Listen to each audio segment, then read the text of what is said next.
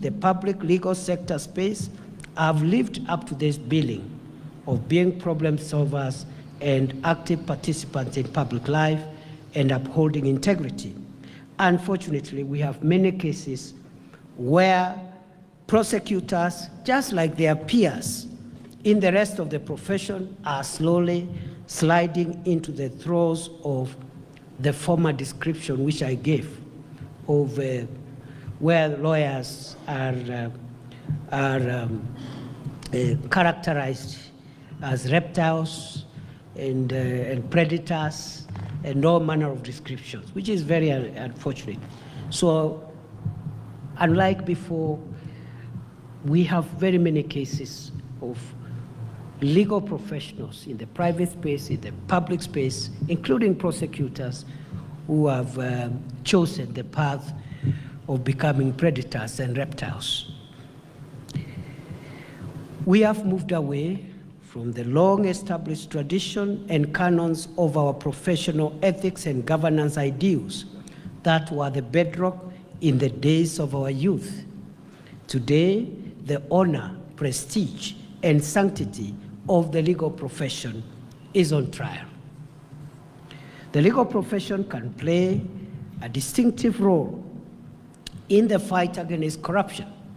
Indeed, corruption is often facilitated through acts of omission and commission by professionals in the public sector, lawyers, accountants, auditors, economists, engineers, and others. Yet, professionals are best placed to enhance the development of ethics, integrity, and standards so that they can act as a shining example to the rest of the society. It is imperative that the leadership of professional legal institutions, especially those in the public sector, including the judiciary, the Attorney General's office, and the ODPP, take deliberate effort to restore us to the dignified path of yesteryears. You know, when I went to law school 30 years ago, they told us that initially lawyers never used to ask for any fees or any compensation. They used to serve society, and they would wear a robe and pass through the marketplace as they go to work. And the small pocket you see behind the robe is where people who were happy with the services they were rendering would drop tokens.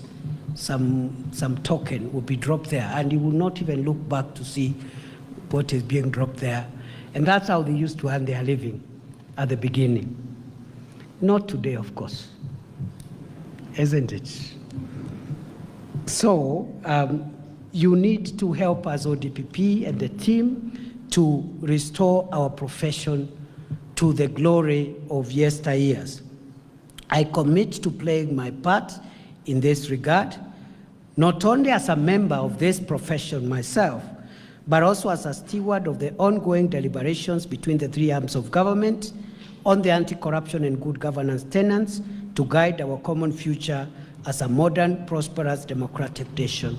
What His Excellency the President has done is to encourage the three arms of government to reach out to each other on areas where we require convergence without interfering with any independent institution.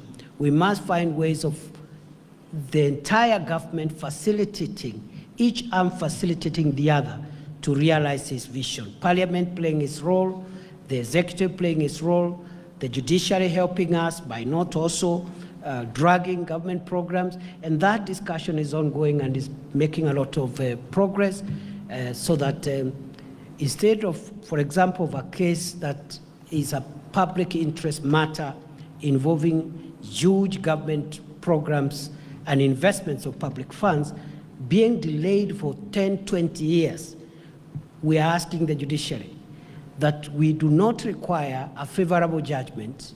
Let the judgment be on merit, but please let the judgment be made fast enough so that we can decide whether to free the resources to other programs or not, other than holding it back in endless injunctions, conservatory orders, and other things until it is disposed of 20 years after the fact.